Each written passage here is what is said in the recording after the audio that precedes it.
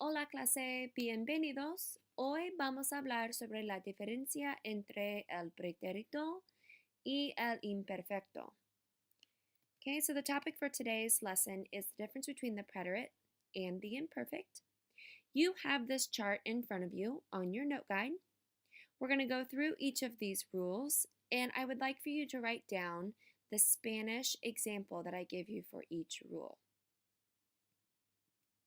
Okay, first we're going to talk about the preterite tense. The preterite, remember, is the past tense that's all about completed actions.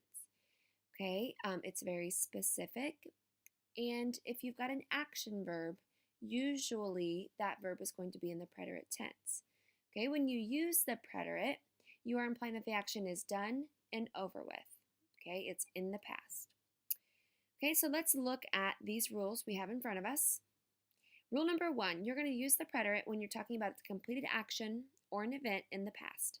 Okay, so for example over here, I went to the park. I got up at 7 o'clock. Okay, any of those things would be preterite. And to translate our example here, I went to the park would be yo fui al parque. Fui al parque. Okay, don't worry too much about your spelling and such. On the next screen, you'll be able to correct your Spanish if needed. Okay, rule number 2. You're also going to use the preterite to talk about an action that occurred a specific number of times. Okay, so for example, I worked out 5 times last week. I studied my vocabulary twice this morning. Or, like our example here, we visited the mountains 3 times. To say we visited the mountains 3 times, we would say, in Spanish, visitamos las montañas 3 veces. Number 3. We also use the preterite to talk about something that happened during a specific period of time. Okay, so I slept for 8 hours. They did homework for 2 hours.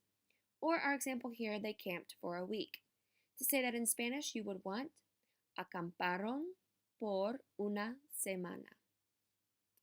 Okay, number 4. You're going to use the preterite for a change in mental, physical, or emotional state of being in the past. Okay, so here, our example, my mom became angry. I'm not saying that, oh, mom was always angry, because that would be imperfect. Here, I'm talking about a change in her emotional state. Okay, she became angry. We're going to say, use ponerse here, mi madre se puso enojada. Okay, rule number 5. You're also going to use the preterite to talk about a sequence of events. Okay, so I got up at 5 o'clock, I made coffee, I got ready, and I left. Okay, our example here says I organized the equipment and put up the tent. Okay, so you would say, yo organicé el equipo y monté la tienda de campaña. Okay, rule number 6. You're also going to use the preterite for the beginning or an end of an action. Okay, so our example here, the reunion started at 3 o'clock. You would say, la reunión empezó a las 3. And lastly, rule number 7, you're also going to use the preterite to describe the interrupting action. Now remember, it is common to have preterite and imperfect in one sentence, okay? And usually that happens because one of them is the interrupting interaction and the other one is the action that's being interrupted, okay? So let's look at this example here. I was having a snack when I got seasick. Okay, so I was having a snack. That's going to be your imperfect portion of the sentence. When I got seasick, that interrupted me having my snack. So that's where your preterite's going to be. Okay, so yo meriendaba cuando me mareé. Okay, and you can pause me if you need to, if you'd like to go through and check your spelling or check your Spanish, because I did go through that quickly. Okay, so again, what did we learn? The preterite is all about completed actions. It is the specific way to talk about the past. Okay, and when you use the preterite, you are implying that the action is done and over with. Okay, you'll see a list of key words there on your note guide. Please review those. Any of those key words that you see, like yesterday, last night, those are all trigger words. And usually when you see those trigger words, those are going to indicate that your sentence needs to be in the preterite. Okay. Next, we're going to talk about the right-hand column. We're going to talk about the imperfect tense. Remember, the imperfect tense is the descriptive past tense that generally talks about the past with no real regard for when that action began or when that action ended. Okay? So let's look at our rules here of when we would use the imperfect. We would, number one, use the imperfect to describe how people, places, and things were generally like. Okay, so my example here says the guide was very informative. In Spanish, that would be el guía era muy informativo. Rule number two, you're going to use the imperfect to describe an ongoing action in the past. Okay, so Elena always went to the beach. Elena siempre iba a la playa. Rule number three, you're going to use the imperfect to describe habitual actions in the past. Okay, so for habitual actions, that's a lot of those keywords you see on your chart there. Every day, all the time, always. Okay, those indicate habitual actions, things you did regularly. Okay, so our example here says we got together every year. Nos juntábamos todos los años. Rule number four, you're also going to use the imperfect tense when you're describing physical, mental, or emotional states in the past without expressing their beginning or ending. Okay, so my family was happy. Mi familia estaba contenta. Rule number five, you're also going to use the imperfect tense when you're telling someone's age, describing the weather, or telling time in the past. Okay, so for telling age, remember to use that verb tener. You would say tenía 15 años, and it was 3 o'clock. Remember, time is used with ser.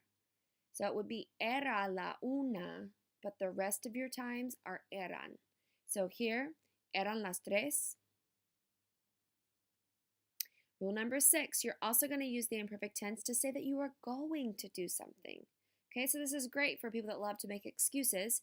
Yeah, I was going to study, or I was going to call you, but, okay, they'll be used to saying yo iba a, because they were going to do something. I wrote you that little note there. Okay, so here our example says they were going to drive the car. Put ir in the they form and say iban a conducir el carro. And rule number 7, you're also going to use the imperfect for the action that's being interrupted. Okay, so that's very similar to rule number 7 you had on the preterite side. Okay, those go hand in hand. Okay, here's the trick. Okay, something that may help you. The action being interrupted is the ing. Okay, that's the inging one. It's what was going on. So our example sentence here says, I was swimming when he arrived. I was swimming. That's where your imperfect needs to be because that's inging in the past. So yo nadaba cuando él llegó. Llegó is in the preterite because he interrupted my swimming. Okay, so there are the answers. Again, if you need to pause this and double check your spelling or any of your sentences. Okay, we're now going to see if we can apply some of these rules on our own. We have here 6 practice questions. The directions tell us to conjugate these verbs in the preterite or the imperfect. Also, we must indicate the rule. Why did we use preterite? Why did we use imperfect? Okay, so number 1. Mis amigos una serpiente ayer. My friends saw a snake yesterday. Should that be preterite or should that be imperfect?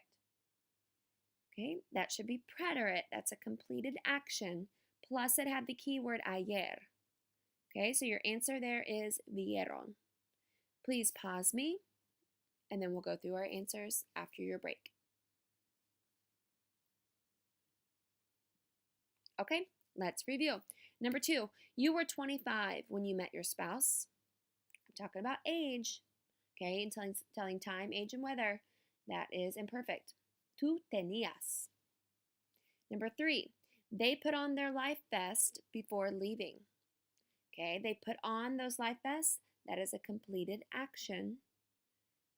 Okay, it's also a sequence of events. So we need here preterite. Se pusieron. Okay, number 4, my family always played beach volleyball. You need here jugaba. That is imperfect because that is a habitual action or an ongoing action. Okay, you have the key word in there, siempre. Number 5, I went to the RV because I was tired. Estaba. Okay, that is the description of a physical, mental, emotional state of being in the past. Okay, with, again, I didn't give any regard. Okay, that wasn't a change of emotion or a state of being. Okay, I was just saying I was tired. Okay, there was no regard to when that emotion began or ended. And number 6, we cooled off in the water because it was really hot on the shore. Okay, you need here hacía because I was telling the weather. Okay, I know that preterite and imperfect is a big concept. There's a lot of rules to learn. So we will practice this a great deal in class. Also, please take a minute if you've got questions, concerns, something that jumps right off the top of your head. Please write that down. You also can see the additional information in your textbook on page 68. Okay, muchas gracias. Adiós.